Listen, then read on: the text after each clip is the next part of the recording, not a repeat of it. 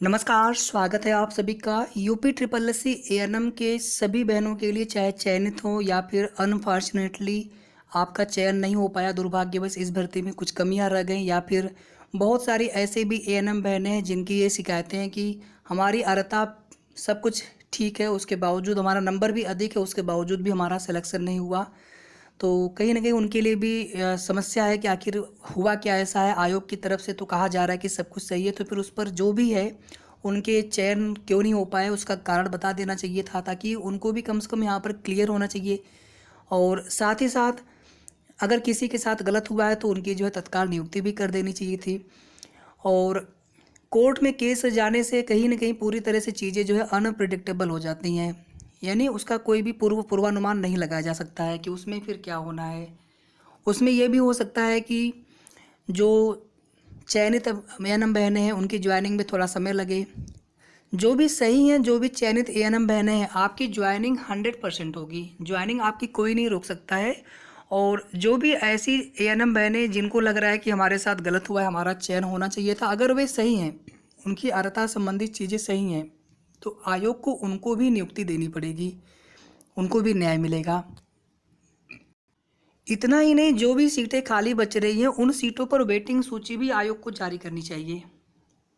Waiting list का प्रावधान होता है, अगर सीटें खाली पड़ी हैं, आपके पास योग्य अभ्यर्थी है, साथ ही साथ कुछ सीटें ऐसी होती हैं जो कुछ कैटेगरी, विशेष कैटेगरी को ही देने का प्रावधान होता है। फॉर एग्जांपल एसटी की सीटें एससी को दी जाती हैं, और इसके पहले भी हुआ है, हर भर्तियों में होता है, ऐसा नहीं कि कोई इसका प्रावधान नहीं। जो भी चीज़ें प्रावधान है के अनुसार है, नियमावली के अनुसार है, उस तरह से यहाँ पर प्रोसेस तुरंत कर देना चाहिए।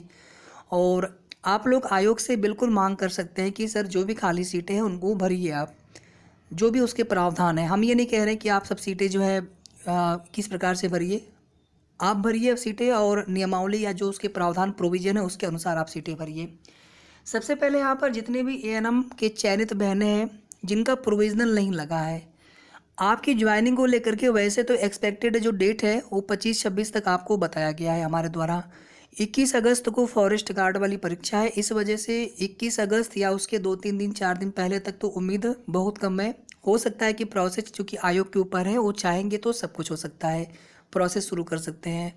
छुट्टियाँ भी काफ़ी ज़्यादा पड़ जा रही हैं, जैसे आज भी छुट्टी है, उसके बाद फिर सेकेंड सैटरडे, उसके बाद फिर 14 को संडे, 15 अगस्त, फिर 19 तारीख को जन्माष्टमी। सब मिला करके 4 से 5 दिन का, अगर आप आज के दिन को छोड़ दें क्योंकि आज भी छुट्टी ही है, तो सब मिला करके 16, 17, 18 और 20, ये 4 दिन का ही समय आयोग के पास है, जो कि एग्ज़ाम से पहले 21 अगस्त को फॉरेस्ट गार्ड का एग्ज़ाम है, उसके पहले। तो 25-26 तक उम्मीद है। 25 को फ्राइडे, 25 को गुरुवार है, 26 को शुक्रवार है। और इस तरह से 21 तारीख को, जैसे पहले भी लेखपाल की परीक्षा होनी थी, आपके रिजल्ट को लग रहा था कि दे देंगे, लेकिन दे नहीं पाए, तो इसी तरह से ज्वाइनिंग में भी हो सकता है कि थोड़ा सा आपको एक सप्ताह का वेट करना पड़े। 25-26 या उसके पहले 23-24 के आसपास तक आपकी जो ज्वाइनिंग की प्रक्रिया शुरू हो जाएगी, या शुरू कर देना चाहिए। ज्वाइनिंग के लिए आपको अभी बताया जाएगा कि उसमें ज्वाइनिंग आपको कहाँ पर करनी होगी, और जो प्रेफरेंस ज़िला का वो मांगा जाएगा या फिर मेरिट के आधार पर ज़िला अलाट कर देंगे, ये भी अभी क्लियर नहीं हो पाया है। थोड़ा सा आप वेट करिए, मैं कोई भी चीज़ें आपको अनुमान से नहीं बताना चाहता हूँ, जब चीज़ें क्लियर होंगी तभी हम आपको बताएंगे। लेकिन जो हो सकता है वो हम आपको अभी से बता रहे हैं। या तो आपसे प्रेफरेंस मांगा जाएगा या फिर आपको मेरिट के आधार पर, ज़्यादातर लोगों को 90% से भी ज़्यादा लोगों को, जहाँ तक हमें लग रहा है कि आपको अपना होम डिस्ट्रिक्ट मिल जाएगा, आपको अपना ज़िला मिल जाएगा। प्रेफरेंस मांगा जाएगा तो उसमें आप अपना ज़िला ही प्रेफरेंस में देंगे पहले नंबर पे। बाकी हो सकता है कितने ज़िले का ऑप्शन मांगे, कितने ज़िले का प्रेफरेंस मांगे, ये भी देखना होगा। और वहाँ पे जो कुछ भी आपको डॉक्यूमेंट्स देने होते हैं, अभी आपने जो डीबी के समय दिया था उसके अलावा, जैसे उसमें कैरेक्टर सर्टिफिकेट हो गया, फिटनेस या फिर मेडिकल सर्टिफिकेट हो गया, तो अभी आपको उसके लिए परेशान नहीं होना है। मान लीजिए आपने कैरेक्टर सर्टिफिकेट आपने अपने संस्था से बनवाया हो, और हो सकता है कि उन्होंने गैजेटेड ऑफिसर वाला मांग लिया, तो फिर आप क्या करेंगे? तो वो बन जाता है, 1 दिन 2 दिन का उसमें समय लगता है, और आपको समय मिलेगा पर्याप्त। ऐसा नहीं कि उसमें ज्वाइनिंग आपकी रुक जाएगी, ज्वाइनिंग के बाद भी आप दे सकते हैं उसमें, और ये सब चीज़ें ज्वाइनिंग के बाद भी चलती रहती हैं। कोई अगर और अतिरिक्त अगर प्रोसीजर होगा, पुलिस वेरिफिकेशन के लिए आप लोग पूछ रहे थे, अभी वैसा कोई प्रोसीजर हमें तो नहीं पता चला है। अगर कुछ ऐसा अगर होता है नया नियम, तो फिर वो आयोग माफ़ी चाहूँगा, वो विभाग आपका अपने स्तर से कराएंगे, उसमें आपको नहीं कुछ करना होता, वो अपने स्तर से कराते हैं। बाकी जो आपको अभी जितने डॉक्यूमेंट्स आपने डीबी के समय दिए थे वो सारे डॉक्यूमेंट्स आप ओरिजिनल फोटोकॉपी सब उसकी आप रेडी रखिएगा। जो भी आपसे डॉक्यूमेंट्स मांगा जाए उसको आप दीजिएगा। अब बहुत सारे ऐसे एएनएम बहनें हैं जो ओबीसी एससी एसटी की है या फिर ईडब्ल्यूएस कैटेगरी की हो सकती है, जिनका जनरल में सिलेक्शन हो गया, यूआर में सिलेक्शन हो गया, तो फिर तो आपको अब अपने ईडब्ल्यूएस या फिर कास्ट सर्टिफिकेट भी देने की आवश्यकता नहीं, लेकिन आप रखे रहिएगा डॉक्यूमेंट। और जो आपका ज्वाइनिंग लेटर है वो आपको जा कर के ही लेना होगा, हमें जहाँ तक लग रहा है कोई ऑनलाइन ज्वाइनिंग लेटर नहीं मिलता है।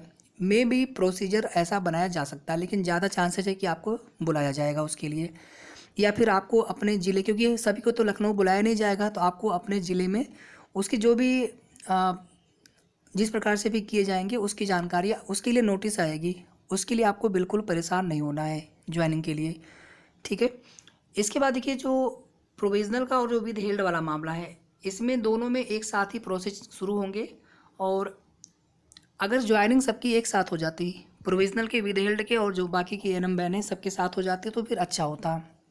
बाद में फिर ज्वाइनिंग कराने से फिर ये होता है कि सीनियर जूनियर का फिर हो जाता है, सीनियरिटी का फ़र्क पड़ जाता है। एक साथ भर्ती में आप हैं, सब कुछ एक साथ रिजल्ट आया, लेकिन आप जूनियर हो जाएंगे, जिनका पहले ज्वाइनिंग करा ली जाएगी, फिर आगे प्रमोशन वगैरह में भी। तो एक साथ अगर ज्वाइनिंग करा हो जाए तो अच्छा है।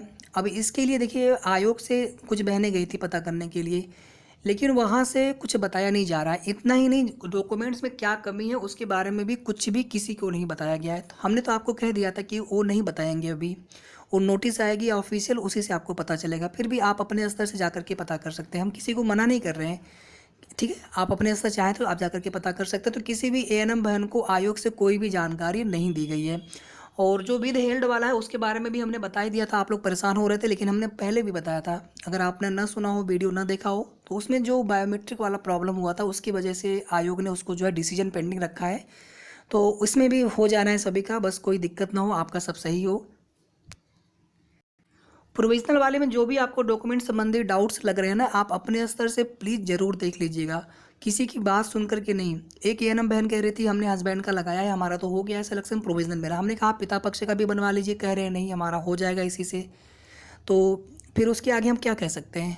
तो थोड़ी सी आप, अगर अभी तक आपने भरोसा किया है हमारे ऊपर, हम आपको हमेशा सही सुझाव ही देंगे, किसी भी स्तर पर। जो बहुत लोगों ने हमारी बात उसमें या तो ना सुनी हो, वीडियो ना देखा हो, कहीं का कुछ सुन करके छोटी जो गलतियाँ हुई हैं, लेकिन आज कितनी भारी उनको दिक्कतें हो रही हैं, किसी किसी का सिलेक्शन ही नहीं हो पाया उसमें। तो मैंने पहले भी बताया था कि जो नोटिफिकेशन में है केवल हस्बैंड साइड का कास्ट सर्टिफिकेट मान्य नहीं होना था, उसमें किस प्रकार से आपको कैसे डॉक्यूमेंट्स लगाने थे, हमने समय समय पर आपको पूरी और सही जानकारी दी है। तो ये सब चीज़ें आप अपने स्तर से आपको देख लेना है, ठीक है। कोई भी त्रुटि वगैरह हो या कोई जो अनुभव आपका रहा हो उसमें कुछ त्रुटि हो, कहीं पर भी कुछ नाम वगैरह में आपको समझ में आया, आप तुरंत, क्योंकि या मार्कशीट वगैरह में कहीं पर भी आपको लगा हो कि कुछ स्कैनिंग में प्रॉब्लम हुआ हो, ठीक है, कोई भी दिक्कत लगे तो आप, या फिर आपने कोई दूसरा आपने डॉक्यूमेंट से फिर से निकलवाया हो, पहला वाला खो गया रहा हो आपका, कोई भी आपको दिक्कत लगे, तो आप उसके लिए सपोर्टिंग डॉक्यूमेंट या शपथ पत्र आप लोग ज़रूर बनवा लीजिएगा, जो जहाँ पर एलिजिबल हो, जो जहाँ पर अप्लाइड हो, जिस प्रकार से आपको ये चीज़ें बिल्कुल समझ में आ रही होंगी अच्छे से।